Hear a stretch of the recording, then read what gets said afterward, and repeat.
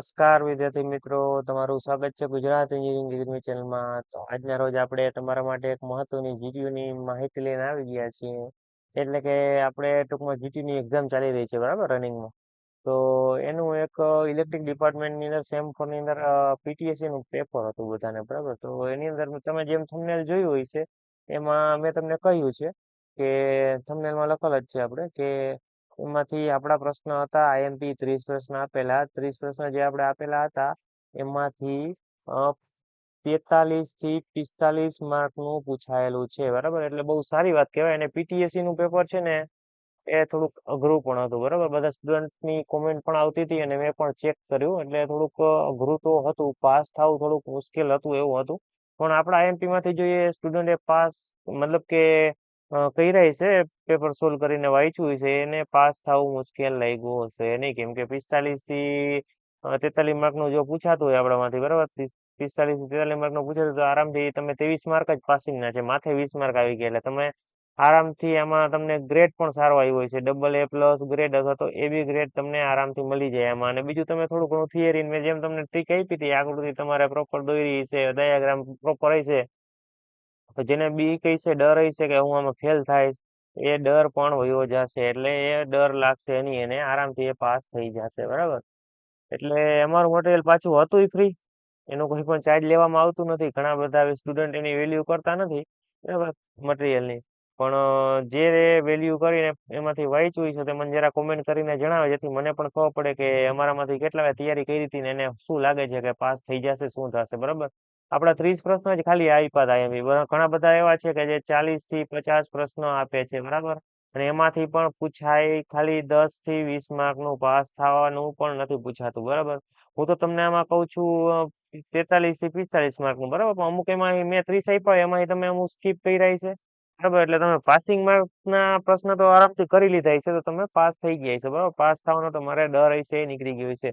જેમ બધા સ્ટુડન્ટની કોમેન્ટ આવતી હતી અને મેં પોતે પણ ચેક કર્યું, એટલે મને લાગ્યું કે પીટીએસસી નું પેપર થોડુંક ટફ હતું, બરાબર. અને આ વિડીયો મેં એટલે જ મોડો નાખ્યો છે કેમ કે મેં થોડાક ચેક કર્યા આપણા એમપી હતા એમાંથી, ને મને થોડોક ટાઈમ પણ નતો મળ્યો હતો, બરાબર. એટલે આજે મેં પીટીએસસી ડીવીપી બંનેનું ભેગું હતું, એનું બંનેનું કરી નાખ્યું છે, બરાબર, સોલ્વ. ને મેં જોયું તો કે આપણા પ્રશ્ન હતા, પેપર એટલું અઘરું હતું. મને એમ કે અમારામાંથી બહુ નહીં હોય, પણ આપણા મને વિશ્વાસ તો હતો કે પાસિંગ માર્ક થી તો હશે, બરાબર. પાસિંગ માર્ક થી પણ વધારે એમાંથી પૂછાયેલું છે, બરાબર. એ પણ અમે ફ્રીમાં આપી છે ને મટીરિયલ. ઘણા બધા ચાર્જ લઈએ છે, પણ એનું એમાંથી પૂછાતું નથી. આનું પેપર તમારે હતું 13/5 હતું, બરાબર. 13/5 પેપર હતું.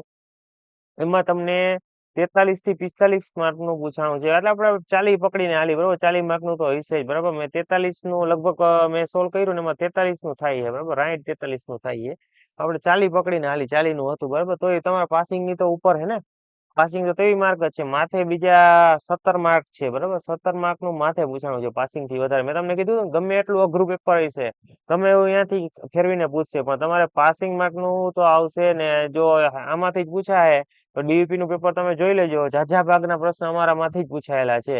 એટલે તમારે એમાં આરામથી AA grade, AA+ grade, AB grade પણ મળી જશે, બરાબર. તો તમે આમાંથી તૈયારી કરી છે, તો વિદ્યાર્થી મિત્રો તમારો આ જ રીતે અમને સપોર્ટ મળતો રહે તો અમે આગળ બીજી પણ બ્રાન્ચો એડ કરશે. ઘણા બધા સ્ટુડન્ટની મને કોમેન્ટ આવતી હતી, અમે આઈએમપી બનાવી, બરાબર, એમને તો આડેધડ નહીં બનાવી નાખતા. બીજા ઘણા બધા ભલે પૈસા લઈએ ને આડેધડ બનાવે, એમાંથી કઈ પૂછાતું નથી, બરાબર. કોઈ એનું પૈસા દઈને લઈએ છે, અમે તો ફ્રીમાં આપીએ છીએ, પણ ઘણા વેલ્યુ કરતા નથી, બરાબર. તો મિત્રો હવે જોઈ લ્યો, તમારી સામે જ છે રિઝલ્ટ, પીટીએસસી અને ડીવીપી બંનેનું. બંનેમાં પાસિંગ માર્ક ની ઉપર પૂછાયેલું છે, બરાબર.